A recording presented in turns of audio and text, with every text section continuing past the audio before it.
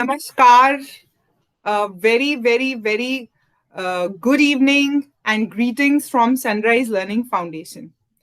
मेरा नाम डॉक्टर सोनाली कटारिया सिरोही है and I am the founder of sunrise learning. ये एक ऑर्गेनाइजेशन है जिसके साथ हम पीपल विद स्पेशल नीड्स, जो स्पेशली एबल्ड हमारे लोग हैं, उनके साथ काम करते हैं, उनको एम्पावर करते हैं और उन्हें एम्प्लॉयमेंट और इंडिपेंडेंस की तरफ ले जाने की कोशिश करते हैं। और इसी ऑर्गेनाइजेशन का एक छोटा सा इनिशिएटिव है जिसका नाम है रेवलेशंस। रेवलेशंस एक ऐसा प्लेटफॉर्म है which is a series of conversations जिसमें हम अलग अलग लोगों से कुछ बात करते हैं। ऐसे लोग जो स्पेशली एबल्ड लोगों के साथ काम करते हैं, इधर एज पेरेंट्स और एज केयर गिवर्स और इवन एज प्रोफेशनल्स, उनके एक्सपीरियंसेस जानने की कोशिश करते हैं, उनसे जानने की कोशिश करते हैं उनकी जर्नी के बारे में। और आज इस प्लेटफॉर्म पे हमारे साथ एक बहुत ही प्यारी अमेजिंग मम्मा और टीचर हैं जिनका नाम है Ritu Saini. Ritu Saini, please, your most welcome on revelation of sunrise learning. Welcome Ritu Saini. आज हम आपसे कुछ बातें करेंगे, मीठी मीठी, हार्ट टू हार्ट, और आपसे जानने की कोशिश करेंगे आपके experiences as a mother and as a teacher. सबसे पहले आप अपने आप को इंट्रोड्यूस कीजिए प्लीज। नमस्कार everyone, I am Ritu Saini. मेरे दो अभी अडल्ट बच्चे हैं, ठीक है, और एक जो मेरा छोटा बेटा है वो स्पेशल वन है। एज ए पर्सन जो मैं अपने आप को इंट्रोड्यूस करूंगी, by nature I am very calm person actually, और आई एम वेरी पॉजिटिव। मैंने हमेशा जो थ्योरी है हाफ फुल ग्लास, उस पर हमेशा बिलीव किया है, क्योंकि मैंने फेस किया और मैंने उसी थ्योरी को लेके अपनी आगे की लाइफ को एक रास्ते पे लाने की कोशिश की। एज ए पर्सन, जब आप किसी से मिलते हो और किसी को जज करते हो, तो मुझे हमेशा लगता है कि जो कोई मुझसे मिले तो उसको मुझसे मिलने के बाद खुशी होनी चाहिए, उसको मेरे पास आकर के पॉजिटिविटी फील होनी चाहिए। डेफिनेटली होती है, बहुत खुशी होती है, बहुत पॉजिटिविटी आती है, आपके स्टूडेंट्स में दिखाई भी देता है। और okay, so fantastic, what an introduction. जब कोई इनसे मिले तो वो खुश हो जाए, उसके मन में पॉजिटिव एनर्जी आ जाए। What a wonderful thought. So thank you for that introduction. Ritu Saini ma'am, अब मुझे बताइए कि आप as Ritu Saini, as a woman, आपको क्या अच्छा लगता है, आपको क्या पसंद है, something about yourself which has nothing to do with your special journey. आप एक लेडी हो, अमेजिंग सी वुमन हो। रितु सैनी को क्या पसंद है? What does she like? What does she enjoy doing? Who is she? By heart तो मुझे पोइट्री बहुत पसंद है, कभी कभी मैं लिखती भी हूँ, और आई थिंक मैं तब सबसे ज़्यादा खुश होती हूँ जब मैं लिखती हूँ। लेकिन मेरी पोइट्री चली जाती है सुप्रीम पावर्स की तरफ, तो मुझे कभी कभी लगता है कि मेरा जो कनेक्शन है वो बहुत, मतलब बहुत ही कनेक्टेड मैं फील करती हूँ जब मैं लिखती हूँ। और फिर से मैं ईश्वर को याद करूँ या किसी के लिए भी लिखो, लेकिन उसका कुछ ना कुछ कनेक्शन वहाँ से हो ही जाता है। एज ए वुमेन, मतलब जब प्रणव नहीं था, जब मैं एक सिंपल मदर थी, शादी के बाद, शादी कॉलेज के टाइम पे हो गई, बेटी भी पैदा हो गई, तभी मैं अपने आप को डिस्कवर ही कर रही थी कि क्या मेरी क्वालिटीज़ हैं, क्या मुझे करना चाहिए, क्या करूँ। और मैं मतलब ऐसे बहुत खोज रही थी अपने आप को, सेल्फ में खोज रही थी कि क्या है मेरे अंदर, क्या क्वालिटी है। क्योंकि मैंने सुना भी था, पढ़ा भी था कि ईश्वर सबको किसी कोई ना कोई क्वालिटी क्वालिटी तो जरूर देते हैं। आपको बहुत सारी दिए। नहीं नहीं, लेकिन जब आप खुद को जज करते हो तो आपको समझ ही नहीं आ रहा होता है कि क्या क्वालिटी है जिसको लेकर आप अपनी लाइफ में आगे बढ़ो। तब शायद प्रणव आया और उसके बाद काफी चीजें अपने बारे में समझ में आई। आज का एक बहुत ही सेंसेशनल रेवलेशन ये है कि हमारी मैडम पोएट्री लिखती हैं और स्पिरिचुअली ओरिएंटेड पोएट्री लिखती हैं। उनका एक स्पिरिचुअल बेंट ऑफ माइंड है और वो उनकी पोएट्री में दिख जाता है। वो चाहे कुछ भी लिखना शुरू करें, ultimately it lands up with a connection to the higher yes, self. Yes. Fantastic, what a beautiful revelation. Okay ma'am, अब आप हमें बताओ कि व्हेन प्रणव वाज बोर्न, तो आपकी जब ये जर्नी शुरू हुई, प्रणव के बारे में कुछ बताइए और इस स्पेशल जर्नी के बारे में, something that you would want to share with everyone.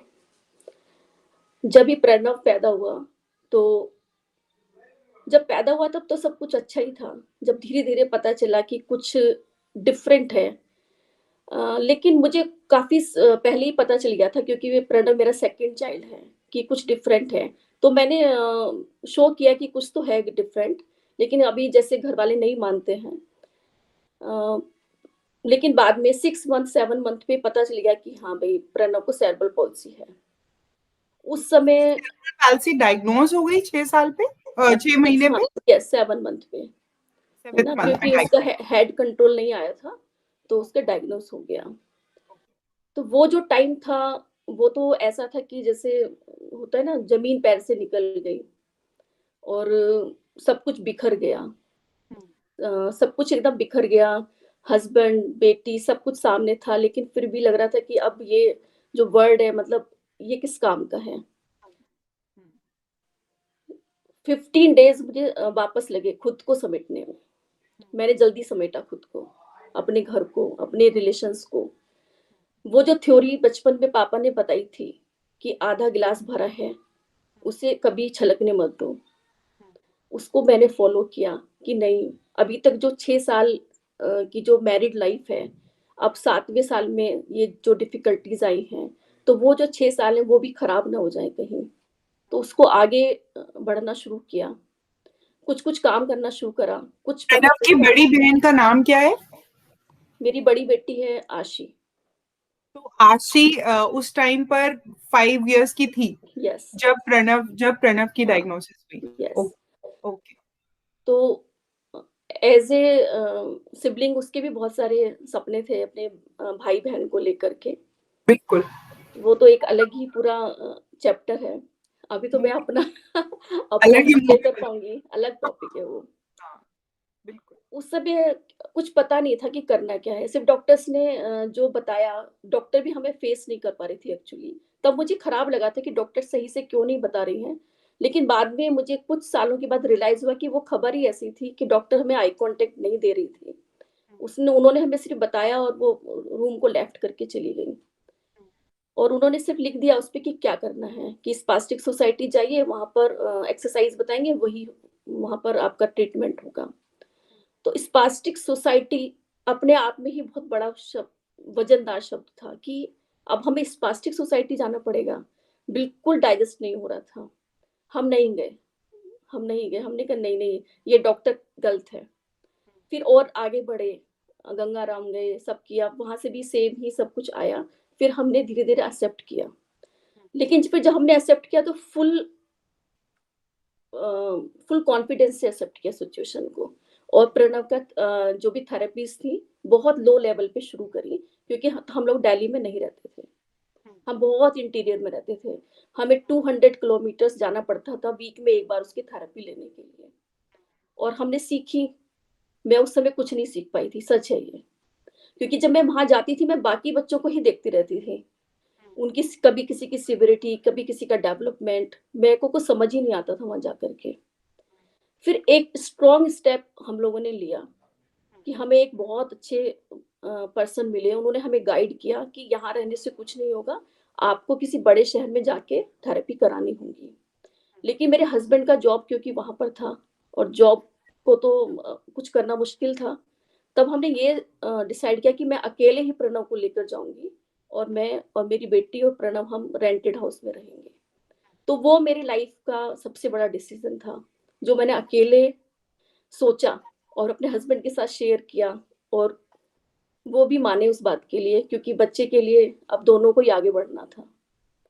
तो उन सरप्राइजिंग ना, मदरहुड कैसी कैसी हिम्मत दे देता है और जो आप कभी इमेजिन भी नहीं कर सकते। सबसे बड़ी बात ये थी कि दिल्ली आने का हम लोगों ने डिसीज़न लिया और मैं पहले कभी सिर्फ़ एक स्कूल टाइम में पिकनिक के लिए दिल्ली आई थी। मैं कभी दिल्ली नहीं आई थी। अच्छा। तो हाँ। यहाँ की सड़कों पे घूमना, रोड क्रॉस करना, ये सब उतना ईज़ी नहीं था उस वक़्त मेरे लिए, क्योंकि प्रणव अभी चलते भी नहीं थे, उनका नेक होल्डिंग भी बहुत अच्छा नहीं था, सिटिंग भी उतना अच्छा नहीं था। उनको कैरी करके, बेटी का हाथ पकड़ के, उसके गेटर्स कंधे पे लेके, उसका पूरा सारा सामान, उसके बेटे का सब लेके, तो वो सब हमने 8 मंथ्स ऐसे निकाले और फिर मेरे हस्बैंड भी इधर शिफ्ट हो गए, तब थोड़ा स्मूथ सब कुछ हुआ। उसके बाद में धीरे-धीरे थेरेपीज़ चलती रही, प्रणब प्रोग्रेस करने लगा। तो मैंने डिसाइड किया कि अब दिल्ली छोड़ना ही नहीं है, अब मैं इधर ही रहूँगी। और फिर धीरे-धीरे कुछ और अच्छे लोग मिले।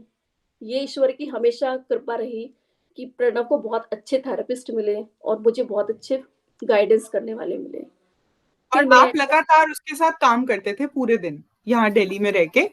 मतलब आप भी वो जो जो चीजें आप थेरेपी से सीख के आते थे वो आप घर पे भी अप्लाई वो करते थे? वो जो उसका जो प्रोग्राम है शुरू से ही मैंने उसको डेली लाइफ में फॉलो किया है। अलग से मैं बहुत कम काम कर पाई क्योंकि बेटी की भी सारी ज़िम्मेदारी थी।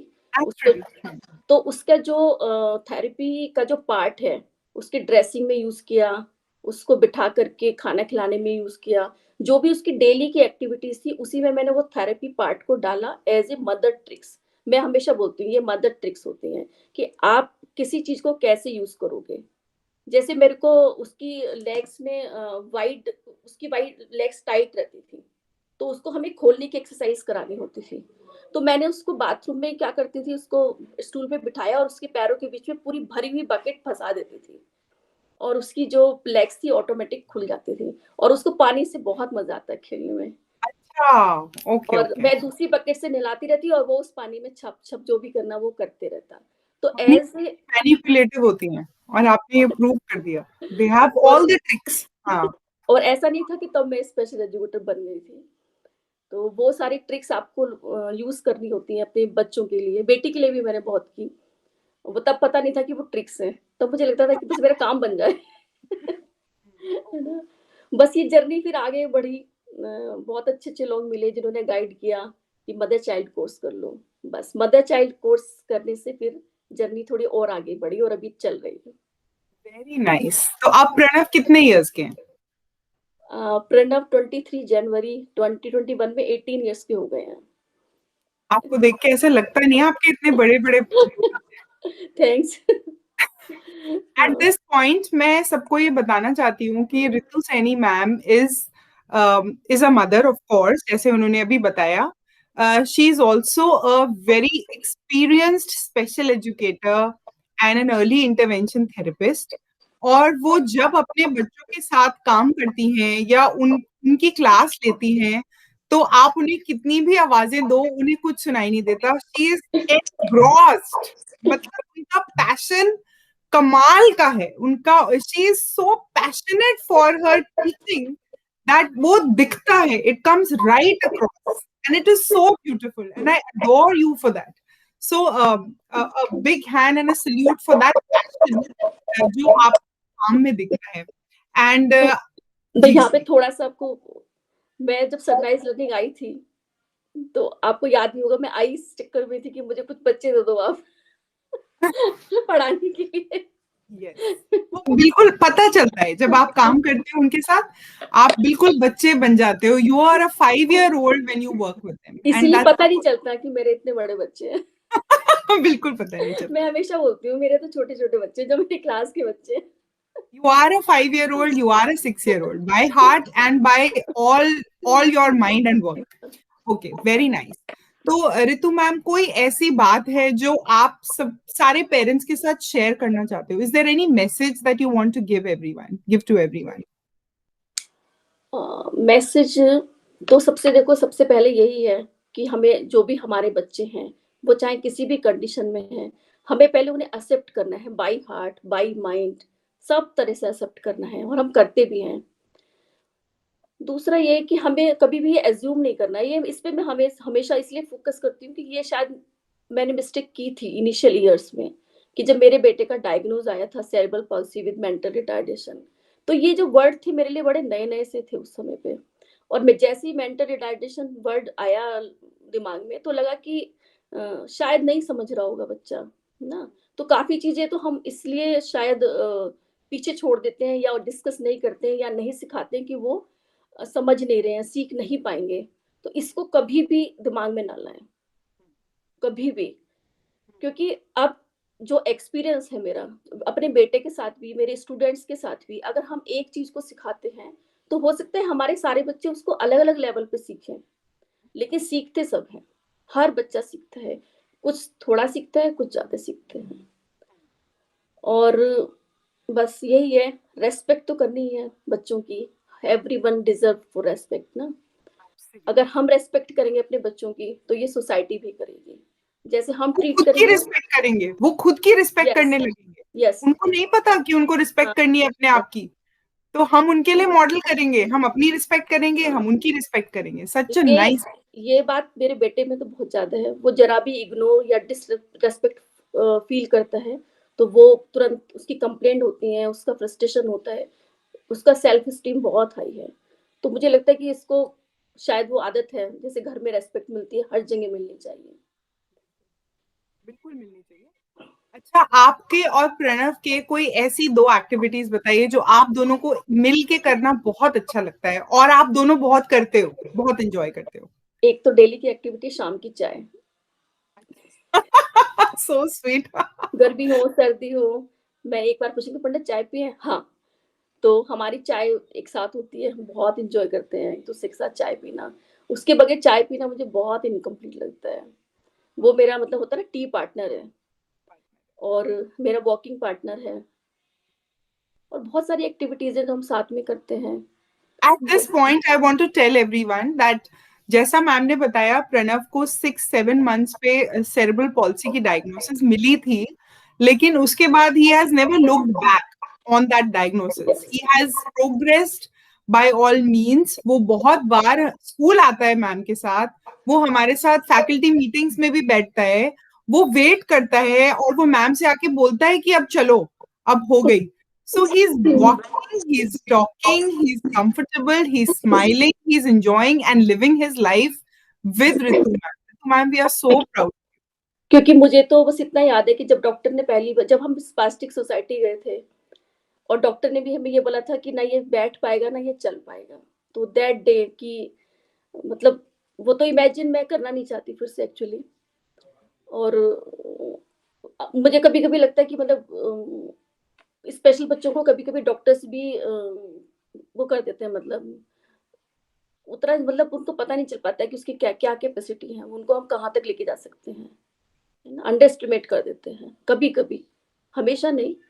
लेकिन उस समय 18 साल पहले शायद उनको लगा होगा कि भई इतना डायग्नोसिस इतना पुअर है, तो क्या क्या हो पाएगा? और prognosis बताना undoubtedly बहुत मुश्किल होता है. No, nobody is able to estimate the yes, prognosis yes, accurately. Yes. Right. तो मैम मतलब लास्ट क्वेश्चन जी. यहाँ पे मतलब ये था थोड़ा-सा कि उस समय पे जो कंडीशन थी प्रणव की, तो जो स्पास्टिक सोसाइटी में जो सर थे, वो भी शायद उनको लग रहा था कि कैसे उनको हम वो हमें हमें कैसे बताएँ कि ये सिचुएशन हो सकती है बच्चे की।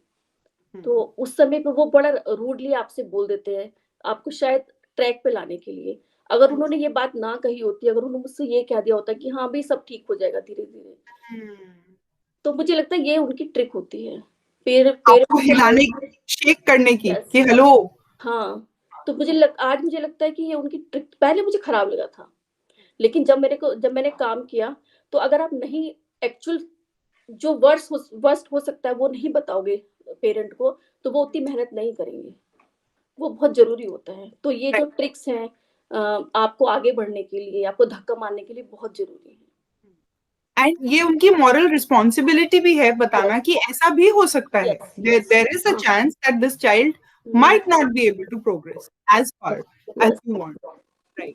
So, taking everything in a very good note, my last question to you is, आप अब एक स्पेशल एजुकेटर हो, एक टीचर हो, और आपके टीचर होने से आपकी और प्रणव की रिलेशनशिप में या बॉन्डिंग में या काम करने के तरीके में कुछ वैल्यू आई होगी. Yes, What is growth. that? What is that value?